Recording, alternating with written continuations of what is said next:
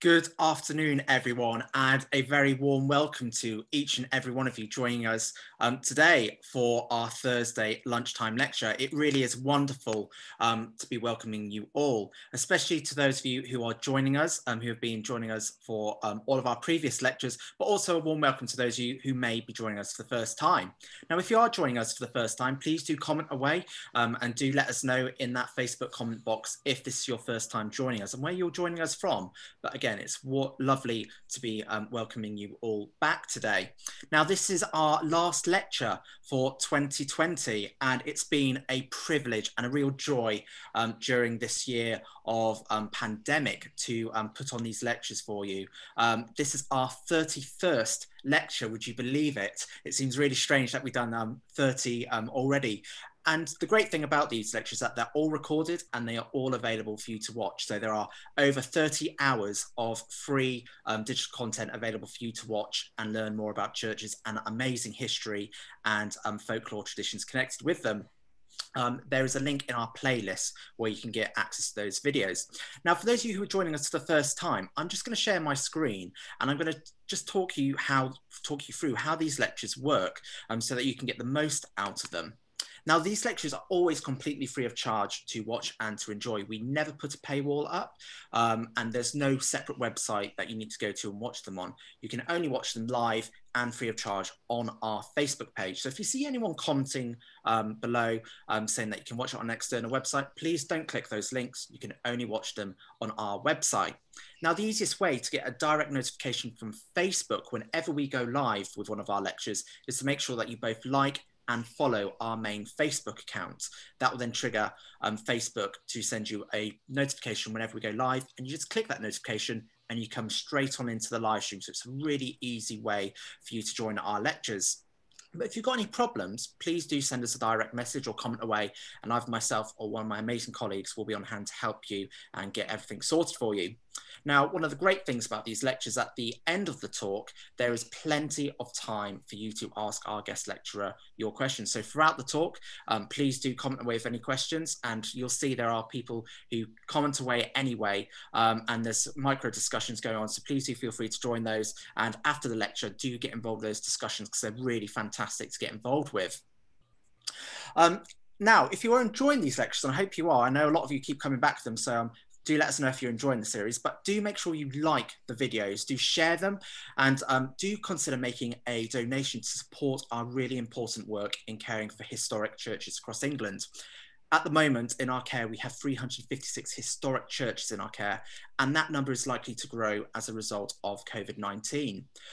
You've just seen in that video there some of the work that we've done with some of our latest vestings, but we'll be commenting and posting details for other work that we've been getting involved with over the last year. Now, there's a couple of ways that you can support us. Now, you can send us a text. So you can text CCT to 70331 to give a gift of £3, or you can text CCT to 70, I'm just going to get the right number, 70191 if you think this lecture is worth a bit more, to give us a gift of £10. You can also donate securely through our website, which is listed there. So that's visitchurch.org.uk, or you can be one of the many people who have joined us as a member. Now, on the back of these lectures, we've started a special membership offer, which is running through our website at the moment. And if you join us by direct debit as a member from just £3.50 a month, not only will you get an amazing membership pack with our members magazine Pinnacle a couple of times a year, you'll also get a free copy of Beautiful Churches by Matthew Byrne. Now, this is a wonderful book. I love reading through it. It's got some fantastic photography in there from some of our churches that we've saved in our 50 years of being in existence, along with some amazing facts and stories. Now, if you've already taken us up on this offer, do comment away and let people know how good that book is. And also do comment away and let us know what your favourite church is, because we're now planning our live streams for next year. And what we're going to do is we get the people who nominate some of the churches that are in this book, we're going to go and try and do some live streams for you there. Now, as well as that, last week you will have seen that we were joined by Nick Page, who launched a brand new book called Christmas Traditions, Truth and Total Baubles. We'll post a link to that lecture here. Again, you can watch that for free. But we've only got 10 copies left of these now in stock on our website. So if you'd like to get a copy, they make great Christmas presents. We're going to be posting out our final orders later on today so that you'll hopefully get them in time for Christmas. They're being sent first class. So if you'd like to get a copy of those, as I said, we've only got 10 left, but they are £8 plus postage and packaging, and we'll post a link in the comment box now. So you'll be able to go straight through. And as I said, we've only got 10 left, so do get those before they go. Finally, that's enough from me. We are joined today by Mark Norman, who is from the Folklore podcast. Now, this is a really great podcast. I recommend you go onto Twitter, go onto their website. We'll post some links in for you to go onto their channel and see their work. There are some great pieces of content there and some fantastic podcasts which explore a whole manner of folkloric topics. But today, Mark's going to be talking to us about Thomas de Becket and some of the weird and wonderful traditions and folklore legends surrounding him. Now, this year, some of you may know that it's a really big anniversary for Thomas Becket. I think it's the 800th anniversary. And obviously a lot of events that were meant to be taking place have been sadly cancelled due to the COVID-19 pandemic. So it's really great that we've been able to put on this free lecture for you all to get involved with. Now, Mark is actually a folklore researcher, and he's an author. He's written several books, and we've got links to his books on our website. And again, we'll post some links in there. And he's based down in Devon. I hope I'm sure he'll tell us in a minute, but I hope the weather's better than it is up here in London at the moment. It's a bit overcast here, so hopefully Mark's got nice weather than us. But he is also a member for the council member for the Folklore Society, and as I've said, the creator and host of the Folklore podcast. Starting with humble beginnings 5 years ago, the podcast has now been downloaded over 1.1 million times and is placed within the top 10% of shows in its genre worldwide by audience. That's a fantastic accolade to have, and as I said, everyone, do give those podcasts a watch. They're really fantastic to take part in. Now, Mark holds the UK's largest archive of sightings, traditions and eyewitness accounts pertaining to spectral apparitions of black dogs. His first book, Black Dog Folklore, remains the only full study of the subject by an individual author. This year, Mark's latest book was published by the History Press, Telling the Bees and Other Customs, the Folklore of Rural Craft. So there's some great books there for those of you who want to get involved and read some of Mark's work. We'll post those links directly to those books there. As we said before though, the links will take you through to the publisher, but if you use Amazon, do make sure you use Amazon Smile because at no extra cost to you, it'll make a donation to us. But if your local bookshop has these books in stock, please do support your local bookstores at this time because they really, really do need all the help and support that you can give them. Now, that's enough for me, but if you've got any questions, anyone, just send us a message or comment away and we'll be in touch with you. But Mark, over to you, and thank you so much for joining us today. Thanks very much, George. It's an absolute pleasure to be able to support the CCT in their very important work by contributing one in this long line of lectures, which I'm very pleased to see are going to be carrying on next year, and I hope everybody continues to follow them.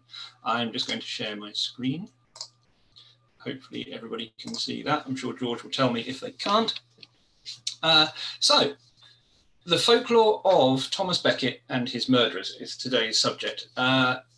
As George said, I'm based down in Devon in the southwest of the UK. No, I'm sorry, my weather is the same as your weather, George. It hasn't improved the further south you go. It is unpleasant, to say the least.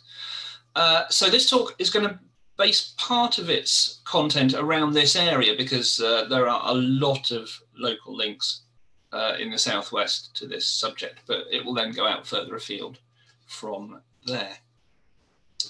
Now, this is the Church of St. Thomas of Canterbury in the village of LAPFORD.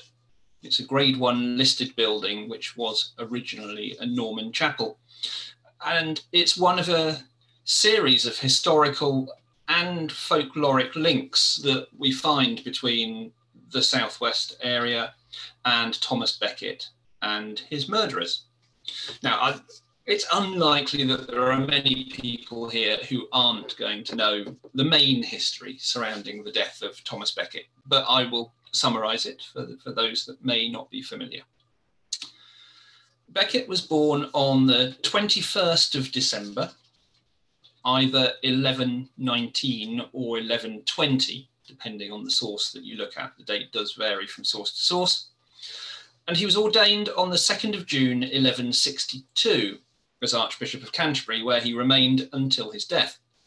Now, prior to his ordination, Becket was a close friend of King Henry II.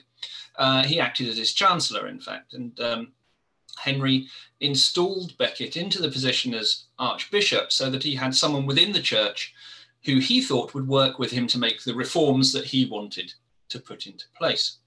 Changes which would reduce the rights of the church to have their own courts and their own punishments, for example. You know, nowadays, of course, this position makes perfect sense, but in the 12th century, things were a little different, and Becket could not support the reforms. As a consecrated archbishop, he saw his first duty as being to God, and that was followed by the Pope, and the king only came third in his personal hierarchy. So Becket refused to make the changes that were requested of him, and so he was forced into exile. Now, initially, Thomas Becket and King Henry did reconcile, but this was a very short-lived affair. Becket didn't change his stance on the reforms, and the king flew into a fit of rage. Now, although we can't prove that it was exactly what was said, you often see a very famous quote attributed to King Henry at this time. That is the quote, "Who will rid me of this troublesome priest?" Now, this phrase, or some variations on it, have been handed down over the years through oral tradition, which is how all good folk stories are. But it is probably quite inaccurate. Now, contemporary biographer Edward Grimm, who was writing in Latin, gave these words to what King Henry actually said. He recorded, "What miserable drones and traitors have I nourished and brought up in my household, who let their lord be treated with such shameful contempt by a low-born cleric." Now, 4 knights, Reginald Fitzurse, Hugh de Morville, William de Traceey, and Richard Le Breton, or Le Bret, or Brito, again, depending on the source that you're looking at, heard the king's words, and they assumed that they meant that he wished Becket dead. So they travelled to Canterbury and they confronted Becket in the cathedral. Now, they didn't just go storming in and murder him straight off. They weren't armed when they first went into the cathedral. They simply requested that the Archbishop attended a court at Winchester to answer for what he had done. But Becket refused, and the knights left, but they didn't leave for long. Now, the knights had their weapons outside the cathedral, which they now retrieved and they took back in with them. And a number of the monks were injured as they tried to prevent the passage of the knights, who eventually reached Becket at the end of the cathedral. One of the injured monks chronicled what happened next, and he recorded, "The wicked knight leapt suddenly upon him, cutting off the top of the crown, which the unction of sacred chrism had dedicated to God. Next he received a second blow on the head, but still he stood firm and immovable. At the third blow he fell on his knees and elbows, offering himself a living sacrifice, and saying in a low voice, 'For the name of Jesus and the protection of the church, I am ready to embrace death.' But the third knight inflicted a terrible wound as he lay prostrate, and by this stroke the crown of his head was separated from the head in such a way that the blood white with the brain, and the brain no less red from the blood, dyed the floor of the cathedral. The same clerk who had entered with the knights placed his foot on the neck of the holy priest and precious martyr, and, horrible to relate, scattered the brains and blood about the pavements, crying to the others, 'Let us away, knights, this fellow will arise no more.'" End quote. Now, Considering his position as Archbishop of Canterbury and the position of the church in the 12th century within daily life, it's not surprising that much of the folklore surrounding Becket also surrounds religion and the church in some way, shape or form. It also shouldn't come as a surprise to many that much of this early folklore is based around Kent, because in the Middle Ages it boasted the richest and the most popular healing shrine in Britain, in that of St. Thomas Becket. Chaucer's Canterbury Tales, written in the 1380s, of course, follow a group of people heading for this shrine.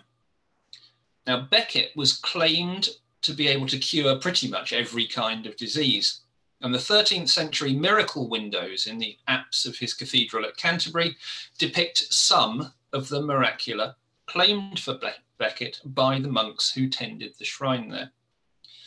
So, what were the sorts of miracles which were attributed to Becket at this time? Well, they include the cure of Petronella of Polesworth. She was a nun who travelled down from North Warwickshire to visit Becket's tomb in Canterbury. In the depiction on the stained glass window, which you can see here, the nun is shown sitting next to the tomb, bathing her feet in the saint's holy water. And this might seem like an unusual act when we consider that the affliction for which she sought a cure was in fact epilepsy. Now, she left the city not knowing whether or not she had been cured, but she was later deemed to have been, and she didn't have another fit. But the miracle compilers focused only on the physical conditions of the illness, and they ignored the mental ones. So again, we can't say for certain. This representation is of the cure of Richard Suneve. He suffered from leprosy, which, as we now know, is a much feared disease from medieval times and highly infectious. Richard had suffered with leprosy for 8 years. He was forced out of his home village of Edgeworth because of the disfigurement that the disease had caused him.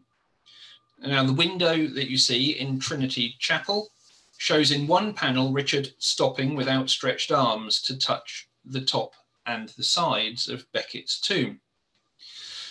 The cure was believed to be quicker and more effective the closer that you got to the saint. In the background, the monks can be seen mixing the saint's blood with water. And the second panel, which you don't see here, has Richard offering gold coins to the monks in gratitude for what they have done. Another one is the cure of Henry of Fordwich.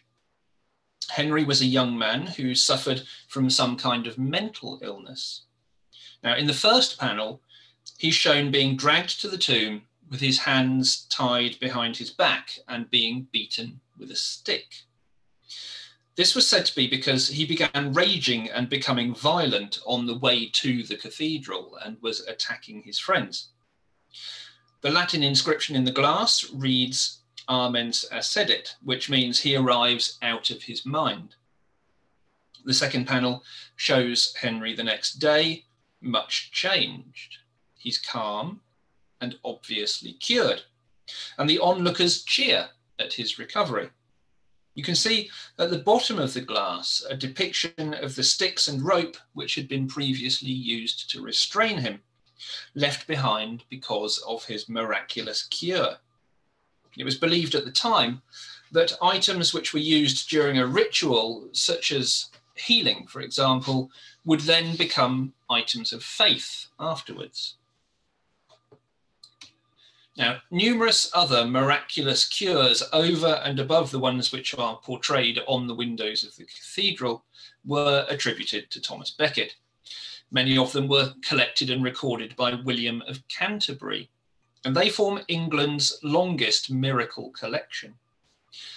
Now, what makes this particular collection interesting is that William takes a medical approach in his descriptions, most likely by drawing on his own personal reading of the number of Latin medical texts which were available in England during this time. Miracles have been considered for some time to be a valuable source of study for medieval attitudes towards areas such as disability, for example, or illness, or even death. Now, one miracle from this collection, which is particularly interesting, is that of the cure of the infant Augustine. Now, this child, according to William, suffered from a wasting disease, but was miraculously restored in 1172 after having been dedicated to Thomas Becket.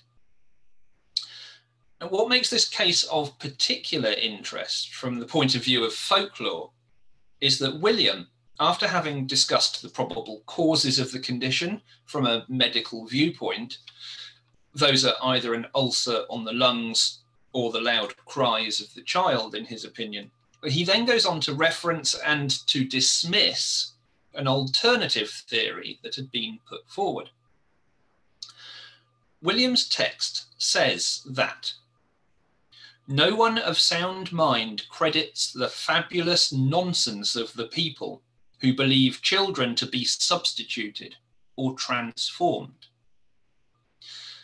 Now, this refers to the idea of child substitution. In other words, that the original child has been removed and replaced with a sickly changeling, something that we often find in fairy folklore. Changing children were a common way of accepting illness, and that's either physical illness or mental illness in what were more superstitious times. So William is actually being very rational and informed in discounting this idea in his contemporary writings. The clerical approach to the idea of the changeling was slightly different, as you would expect, with church scholars stating that a changeling child was not in fact a fairy baby, but was a demon. It would be constantly hungry, but it wouldn't grow or live a healthy life. Now, even though William rationally discounts the idea of the changeling, he does still take pains to note how the child appeared to be less than human, that his arms are just like two small twigs from the middle of a branch, and that overall he is an animal portentous to see. Another interesting point which this case throws up is that of the idea that having a child who was impaired in some way was in fact shameful. Augustine's parents were not married, and furthermore his father Ralph was a priest. Now, this period of history around the 12th century was a time when clerical celibacy was beginning to be imposed.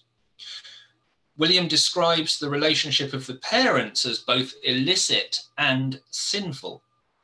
In doing so, he's undoubtedly deliberately contributing to the debates of the period. And folklore is often used as a comment on morality. We see it time and again in the chapbooks of the Victorian period and earlier, for example. Now, much like visitors to Canterbury Cathedral today may purchase souvenirs from the gift shop, and pilgrims arriving at the shrine were offered mementos such as brooches depicting the tomb. And we can often find other fascinating folklore in this area of the country, such as that of the intriguing story of one village which was said to have been cursed by Becket, so that the children who were born to its inhabitants were born with tails. Now, this story refers to the inhabitants of Strood, who were once known as Kentish longtails.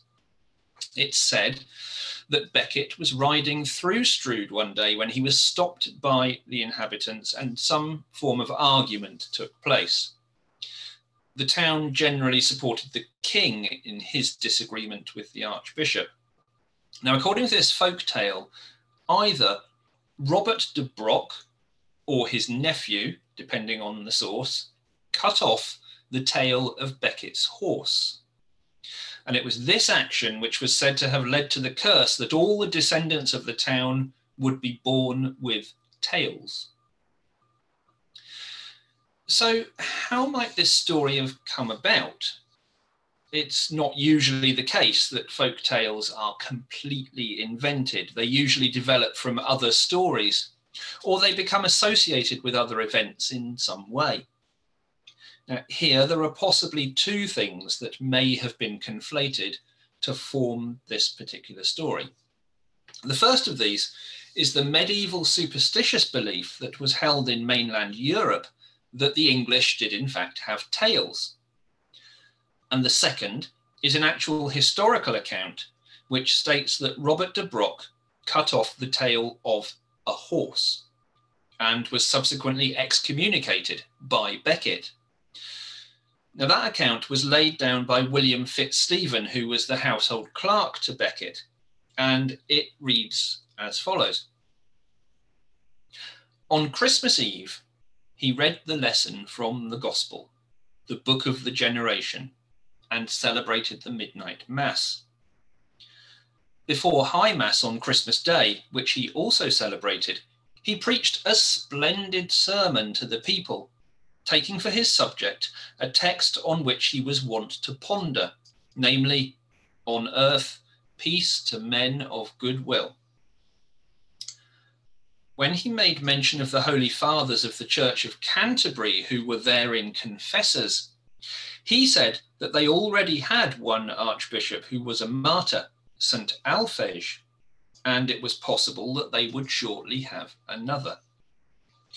And because of the shameful injury inflicted on the horse of a certain poor peasant of his, a servant of the Church of Canterbury, by cutting off its tail, he bound Robert de Broc with a sentence of excommunication. He had previously threatened him through messengers while inviting him to make reparation. But Robert, being contumacious, had returned answer by a certain knight, David of Romney, that if the archbishop excommunicated him, he would act like an excommunicate. Also, those who had violently taken possession of his two churches of Harrow and Throwley and had refused to admit his officers, he involved in the same sentence.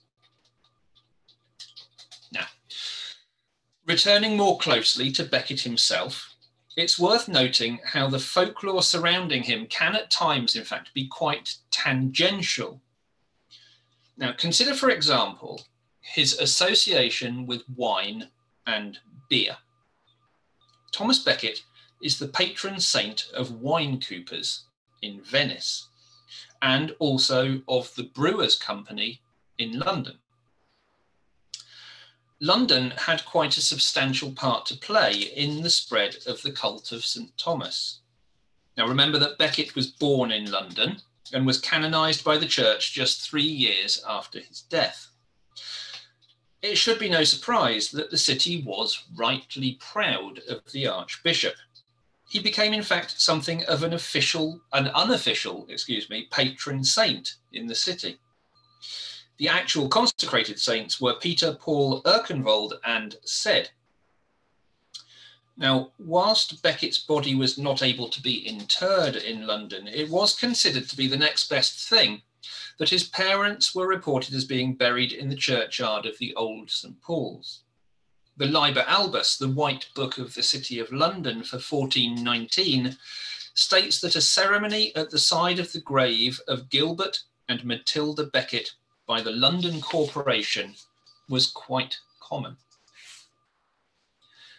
Becket was said to be something of a wine connoisseur, and he was also said to have had the power to turn water into wine.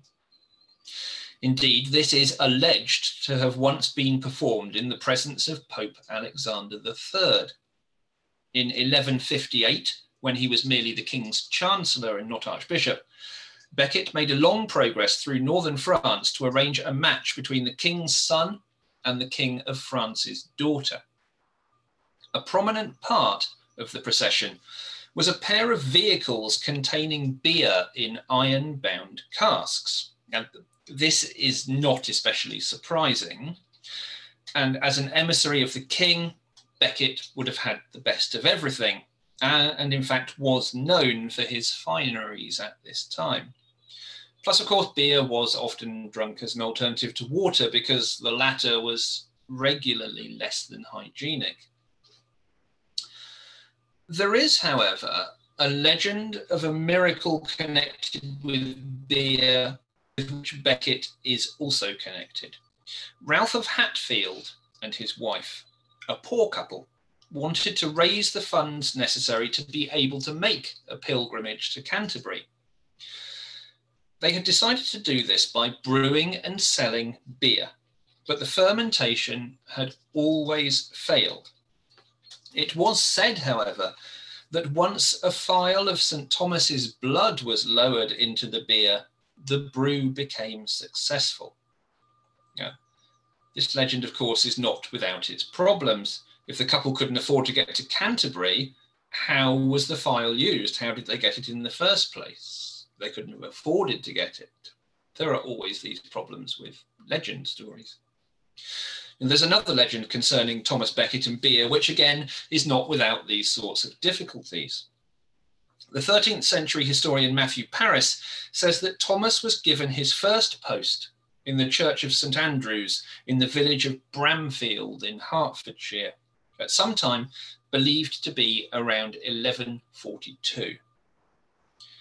Whilst here, it's said that Thomas used water from the vicarage pond to brew ale.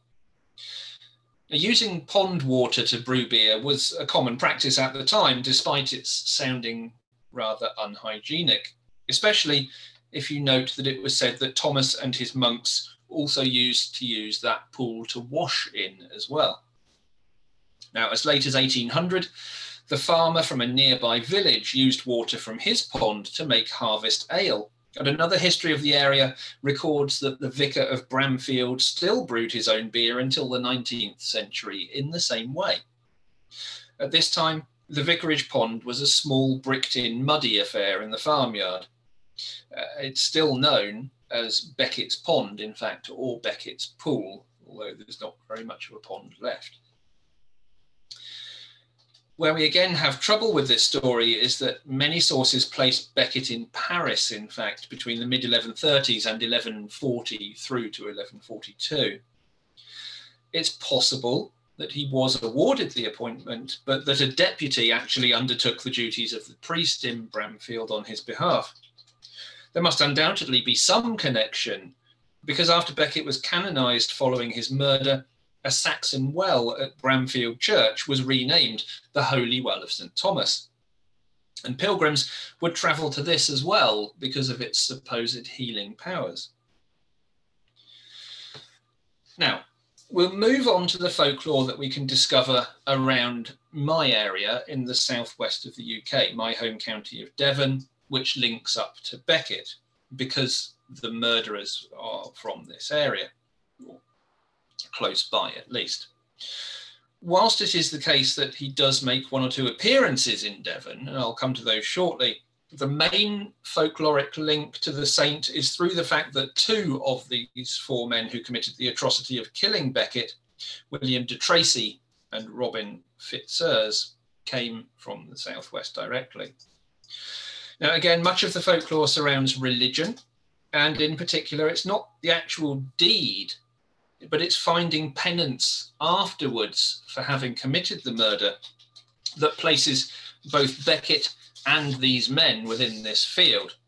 Now, many churches in Devon especially, but also elsewhere in the southwest, are either dedicated to Becket or they were said to have been built by one of these two men, particularly, in fact, William de Traceey, as atonement for his sins.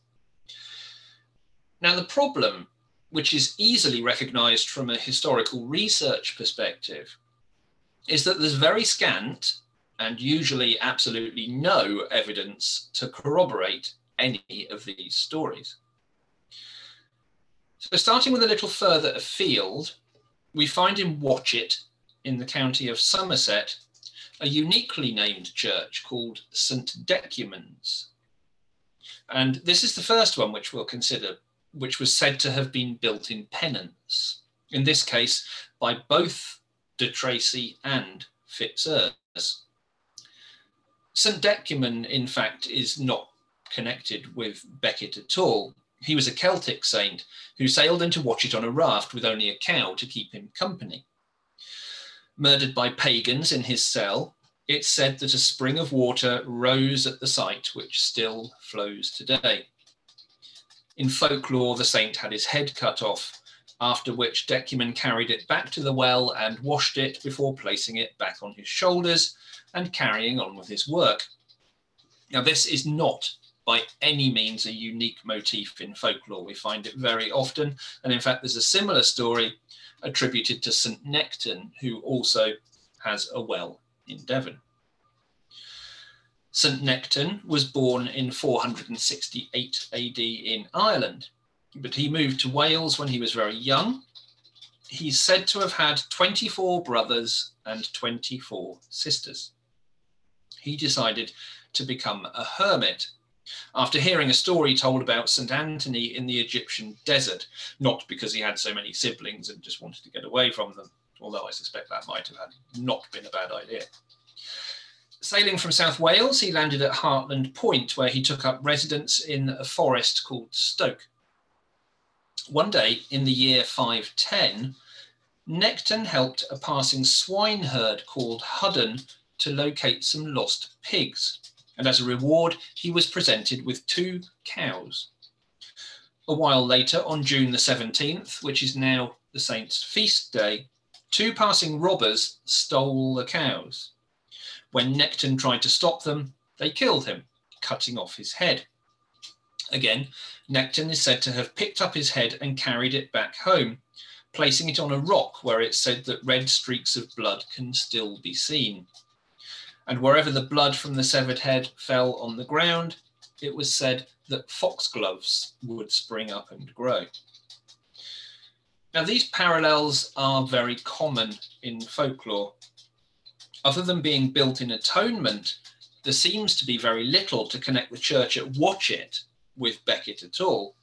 But it is interesting to note that there was a cult of St. NECTAN in much the same way as the cult of Becket grew. Even after his death, St. NECTAN is said to have cured a boy of the plague, and his cult was popular throughout the Middle Ages. Another Somerset-based legend tells that the 4 murderers of Becket fled to a remote part of the county and built an abbey there after the assassination. Now, it's possible that this story links up with Woodspring Abbey, which was previously known as Warspring. The abbey was founded in 1210 with the dedication of the Holy Trinity, Blessed Virgin, and St. Thomas the Martyr by William de Courtenay. He was the grandson of Fitzurse and also had connections with 2 of the other murderers. Richard Le Breton's daughter, Maud, gave land to Woodspring Abbey.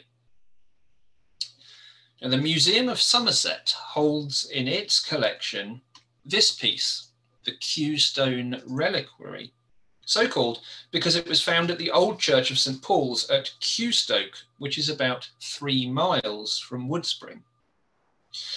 This limestone reliquary used to contain a wooden cup, which was discovered in a very decayed state in 1152, while repairs to the church were being undertaken. The cup was housed in a hollow at the back of the statue, which was fixed against the north wall of the choir. A substance found inside the cup was decided to be the dried residuum of blood. Because of the connection with the abbey and the murderers, coupled with the fact that the seal of the prior contained a chalice as part of its device, it was therefore said that the cup was placed here as a relic at the time of the dissolution, and that the blood must have been that of Becket himself. Possibly something of a leap of faith, but that is often true of relics such as this. At SOURTON, on the edge of Dartmoor, we find another church linked to both de TRACEY and Fitzurse. This time the church is dedicated to Becket and was built in the 14th century, although it was founded on a much earlier settlement where evidence suggests a simple church building as early as 970, when Aelfgith is recorded to have been the chaplain. In this case, the dedication was applied to the church, it is said, by descendants of the two knights in an effort to clear their names and to appease their consciences. But there is no clear evidence for this. It appears that the dedication to St. Thomas was applied in 1742, and that the parish feast day took place 1 week after Becket's Day on the 14th of July. Now, if we turn to William de Tracy, who, if legend is to be believed, is the most prolific of these penance church builders in Devon at least, we start in the village of Bow, which gives us the closest link to his family name. This part of the county is thought to have been a centre of pagan worship, and we find many place names incorporating the word NYMET, which means sacred grove. In fact, the original name of the River Yeo, which flows through this area, was the NYMET. And one of these settlements, which you can see right in the middle of this old map, NYMET Traceey, bears Sir William's family name, and was in fact originally the main settlement in the area before Bow, the village, developed to what it is now, having parliamentary representation in Anglo-Saxon times. Now, the name Traceey, of course, comes from the de Tracy family, from Tracy-sur-Mer near Bayeux, which settled in the area after 1066. Again, it is said that the church of NYMET Traceey was founded by Sir William in penance for his crimes. It's true that there is a face of a de Tracy knight carved over the south entrance to the church, but it can't be confirmed that it is a representation of Sir William himself. There is no independent evidence yet discovered beyond local tradition to confirm that this church was founded for atonement at all. And we find a similar problem here at BOVEY Traceey, where again the town's church, St. Peter, Paul and Thomas, was said to have been rebuilt by de Tracy as part of his penance. This attribution comes directly from local folklore, and a few centuries later, the church came into the ownership of Lady Margaret Beaufort, the mother of King Henry VII, the founder of the Tudor dynasty. As with SOURTON, it's thought that an Anglo-Saxon church previously stood on the site of the current 15th century building. At the time of the Domesday Book, the settlement here certainly didn't have the Tracy attribution to its name. It was simply recorded as Bovey or Buoy, and it took its name, as many settlements did, from the name of the river which ran through the area. The Anglo-Saxon building was thought to have been replaced by a 13th century one, which fell into a poor state of repair in the 14th century before being replaced. And it's this rebuilding of the church which is said to have been connected to William de Tracy, who held the manor in the area in 1170, according to local stories. But here is once again, in a similar way to the church at Bow, the point at which things become rather tricky. The de Tracy family were indeed lords of the manor at Bovey. But it wasn't William. It was a different branch of the family who were resident there. William was lord of other manors in the area, including Bradninch and Morton Hampstead, which are close by, and I'll return to the latter of those in a little while. But at Bovey Traceey, it was Oliver who was lord of the manor at the time of Becket's demise. Why then is the church dedicated to St. Thomas now? Well, unfortunately, we just can't say for certain. It has been since at least the mid-1700s, but prior to this, it was simply known as the Church of St. Peter and St. Paul. No Thomas to be seen. More confusion may be found surrounding the legend that the ghost of Sir William de Tracy haunts Woolacombe Sands. It's said that he's condemned to make bundles and wisps of sand. In tradition, this wisps means ropes, which every time he comes near to completing are burned through by a black dog which appears with a ball of fire in its mouth. These endless penance tasks are common in folklore, both in the southwest and elsewhere. Furthermore, he's supposed to have hidden out for a time at Crookham or Crockern Cavern between Morthoe and Ilfracombe, where he was brought food by his daughter. And there is a monument at Morthoe Church, which is averred to be that of William de Tracy. The female figures on it, of Catherine and Mary Magdalene, are in fact locally believed to be his wife and daughter. There's a saying that's locally quoted that all the Tracys have the wind in their faces, an allusion to the supposed discomfiture of the murderer, who on a pilgrimage to Jerusalem was always driven back by the winds of heaven. An old farmhouse near to Woolacombe Sands, called Woolacombe Tracy, is said by some to be the place where he lived in banishment, and is referred to by others as being his manor. Now, this folkloric tangle needs a little unpicking in order to try and make some sense of it. There is some historical basis here, but many of the stories have become confused and misattributed over time. In fact, most of de Tracy's descendants were chiefly settled in Gloucester, according to the sources in the 1930s, and it's from here that this saying, "had ever the wind and rain in their faces," supposedly comes, although it does commemorate a punishment meted out in the first instance to their forebear.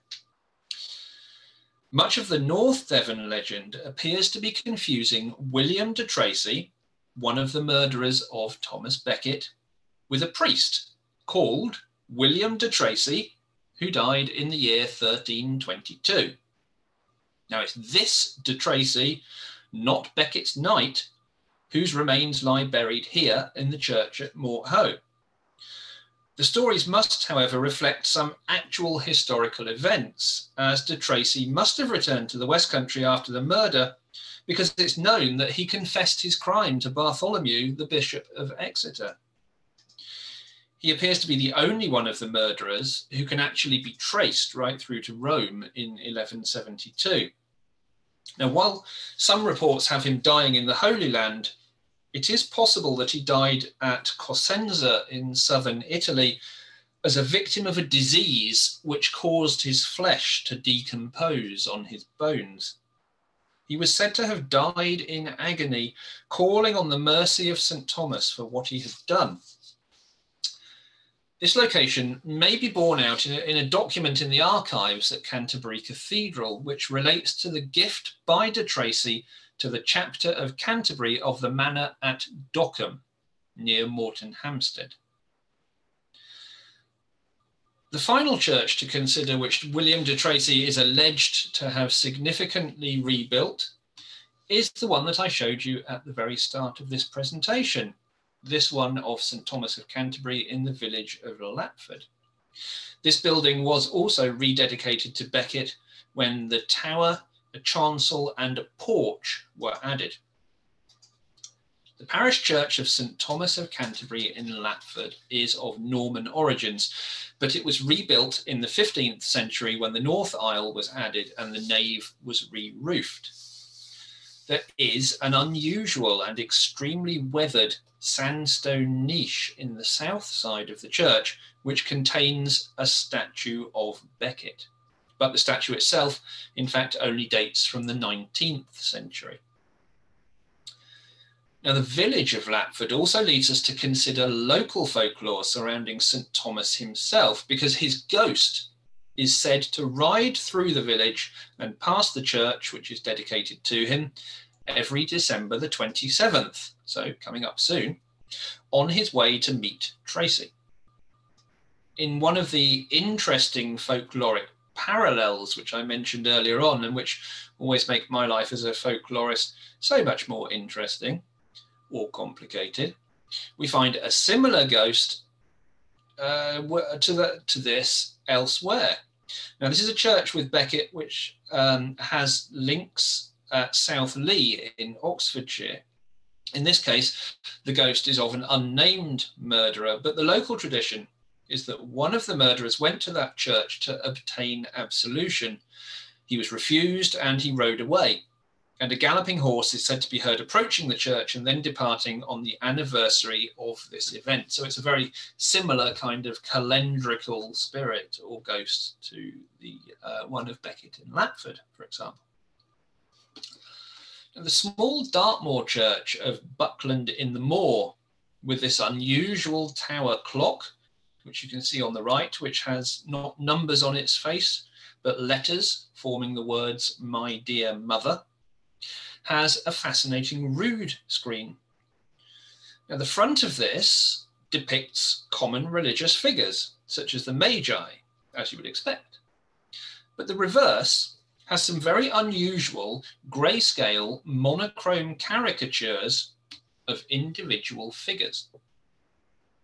It's not certain what or who they represent, but it has been conjectured by some that these are a depiction of the martyrdom of St. Thomas, laid out in the spirit of the old mystery plays.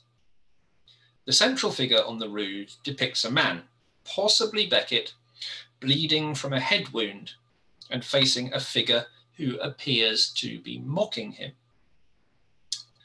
Those are the two that you see on screen. To the extreme left, there's a man holding a halberd.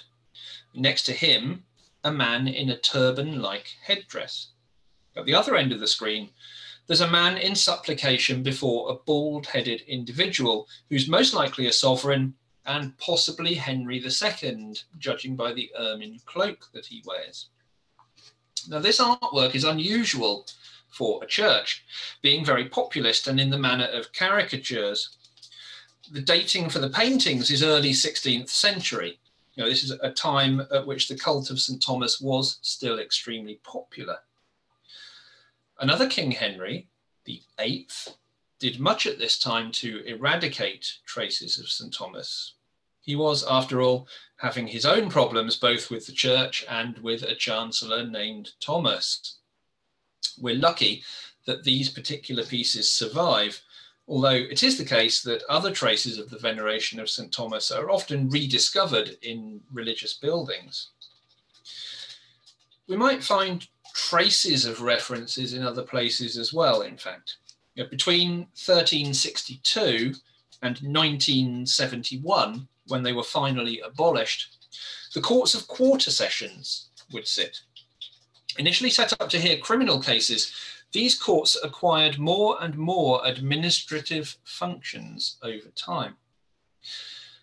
They were presided over by members of the gentry in the area in which they sat, who did so free of charge as a public service. To be selected as one of these justices of the peace was considered to be a mark of your good standing in the local community. As you would expect from the name, the quarter sessions took place 4 times a year, and these were at Epiphany, Easter, Midsummer, and Michaelmas. The sessions were often named after religious feasts, and the Midsummer session was known as the Translation session. And this name refers to the feast of the translation of St. Thomas Becket on the 7th of July and goes back to 1220. Now, as with so much of the folklore which we've examined during this presentation, evidence is, as I say, circumstantial or it's scant. Tradition is much stronger. As with many areas of folklore, it's a constant search to tie the story up with the historical fact, legend to reference, and to try and draw distinct parallels together to form a coherent whole. In the midst of our historical examination of St. Thomas Becket, this slightly tangential approach has hopefully given pause to stop and to consider how traditional stories and traditional beliefs fit into our culture and into the kind of more academic historical frameworks which we often work with. As George mentioned earlier, this is the website address for the Folklore podcast. On the screen there are also the covers of the 2 books which you mentioned, Black Dog Folklore, which if you've been to other ones of the CCT lectures, you will have heard mentioned by Francis Young in his macabre church law talk, if I remember rightly. And also Telling the Bees and Other Customs, which discusses the history and legend of 5 common rural crafts: blacksmithing, milling, beekeeping, beer and brewing, and knitting, spinning and weaving. And with that, I'll pass back to you, George. Thank you so much, Mark. That was fantastic. And there's been some really wonderful comments coming through from people's. So thank you very much for that. I'm just going to stop your screen and we're going to go into question time very shortly. So everyone, now we're going into question time. We've had some really great questions coming already. So we'll try and whiz through some of those shortly. But as we said at the start of this lecture, please do consider supporting our work in looking after historic churches. And there's a couple of ways in which you can donate. You can donate by sending a text message. So you can text CCT to 70331 to give us a gift of £3.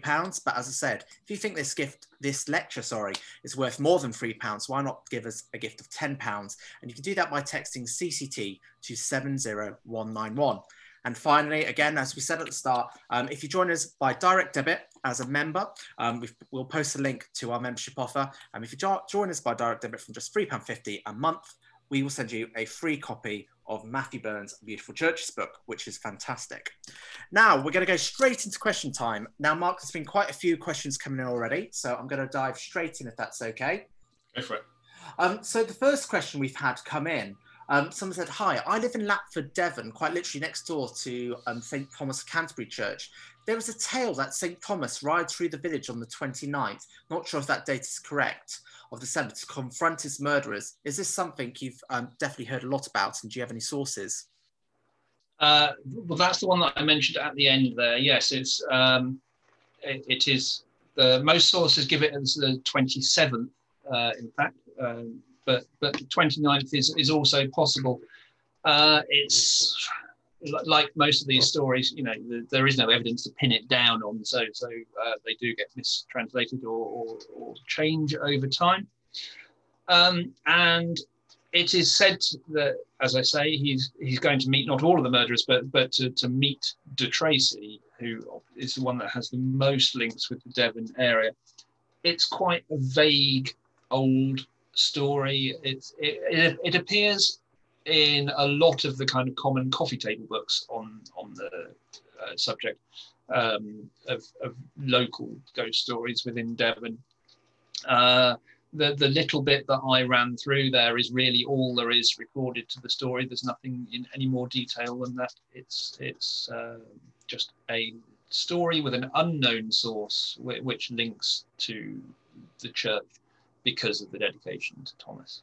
And are there any accounts, one of the questions we've come in here, do we have any actual autobiographical accounts from Becket himself during his lifetime?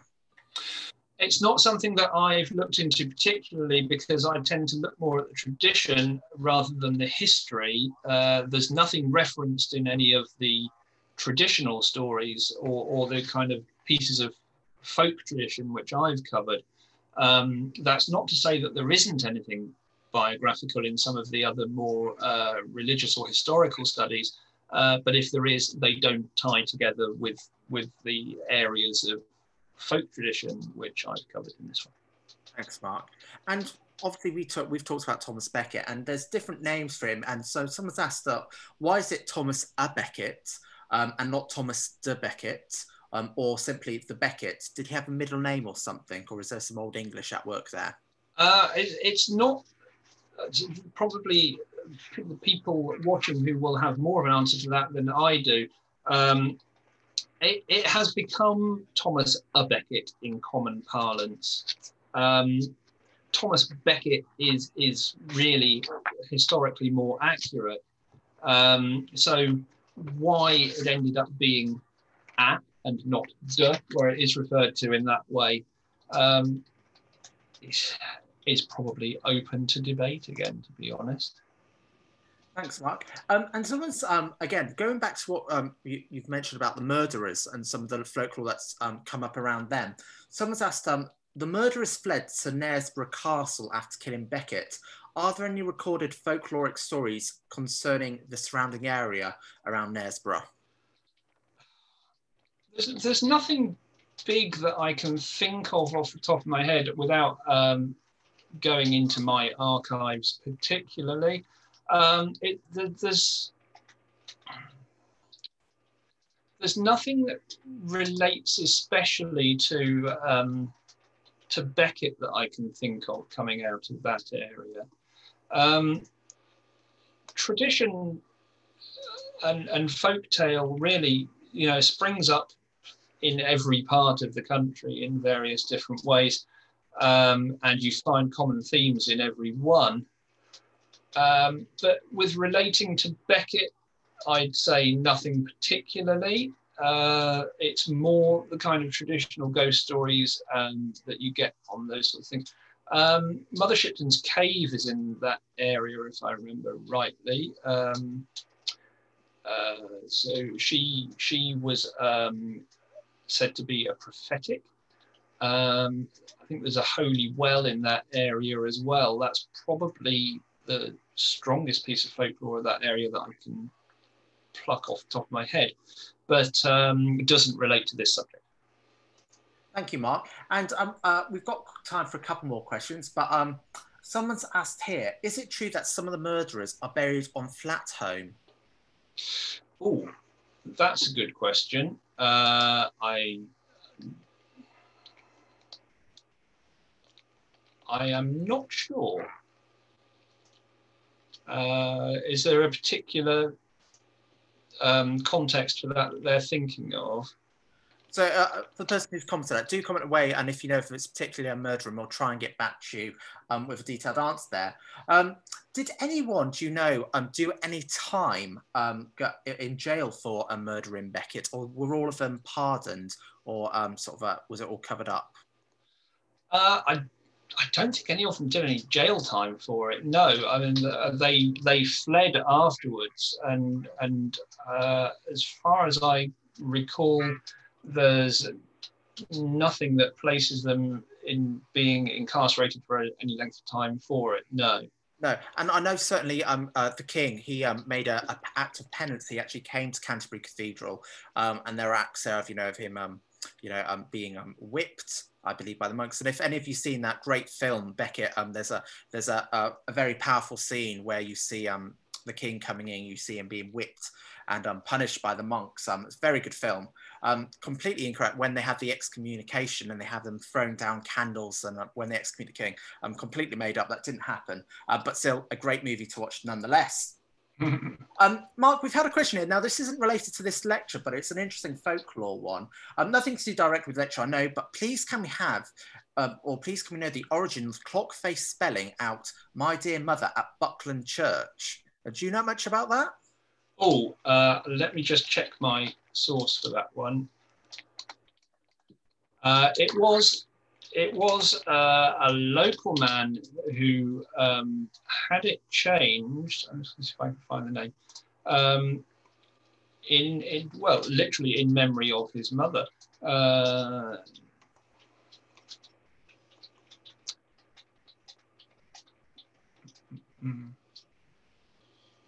It was the Lord of the Manor, William Whiteley, who had it changed in 1931 as a memorial to his mother, who died shortly before. And also changed the bells of the church, which ring all things bright and beautiful every quarter of an hour, which I'm sure if you live in the area gets really annoying. Thanks, Mark, and thank you everyone for your questions. I think we're about just out of time there for question time today. Now, once again, Mark, thank you so much for joining us today. Everyone, don't just leave just yet. We've got a couple of announcements to make. as we said, this is the 31st lecture that we've done this year. We've done 30 previously, and the series is not ending. You'll be really pleased to know the series is going to be continuing next year. We're booked up now until May. Will you believe it? Now, I haven't yet had time to post the Facebook event details yet. We've been a bit tied up, but I promise I will get them done for you next week. However, I'm just going to give you a little teaser of what's to come. Now, we will be back on Thursday, let me get my correct date here. Thursday, the 7th of January in 2021. Let's hope 2021 is a better year than this year's been for many people. And we are going to be joined by Professor Judith Heron. Now, and she's going to be talking to us about ancient Christian Ravenna. Now, for those of you who may have already got it, Judith released a fantastic book literally a couple of weeks ago. And this is all about the mosaics and the fantastic art and Christian architecture in Ravenna, a Byzantine city in Italy. So we're really looking forward to Professor Judith Heron coming to join us for that. We've also got lectures about rood screens. Some of you will be very pleased to know. We've had lots of questions and requests asking, could we do a lecture about rood screens? We've got rood screens. We've got medieval church architecture. We're doing a lecture about St. Oswald. Arts and crafts churches, Vikings, you name it. There's lots and lots to look forward to. But we'll be posting details of those lectures hopefully next week. And so do keep your eyes peeled for that. I've been told to say that we've now only got, I think, 4 copies left of this book. So if you want to get this in time for Christmas, do go onto our website. We'll post a link again now. If you want to get a copy of this, it's £8 plus postage and packaging. But as I said, we're going to post these out today, so you will hopefully get them in time for Christmas. I think that is all that remains to be said from me. But thank you so much, everyone, for supporting these lectures throughout the year. It really has been a joy to put them on. Thank you for those who keep joining us week after week. Those of you who join us from across the world, who join us at the weekend watching this and not necessarily live, thank you for supporting us. We really hope that you've enjoyed them. We're going to be doing some reports and writing up, what these lectures have meant to people during lockdown. So if you've got any thoughts that you're happy to share with us, please do either send us a private message and we can anonymize them, or do comment away and just let us know what these lectures have meant to you. We've had some really great feedback from lots of people already, but it'd be really nice to have even more feedback, so we can just document that on record and just let people know what these lectures have meant to you. But as always, if you've got any questions, if you've got any ideas for lectures you want us to do next year, comment away, send us a message, and we'll do what we can to sort out a lecture for you. But I think that all that remains to say is a Merry Christmas to all of you when the time comes. Thank you for supporting us, and we look forward to seeing you all in 2021. And thank you again, Mark, and take care, everyone.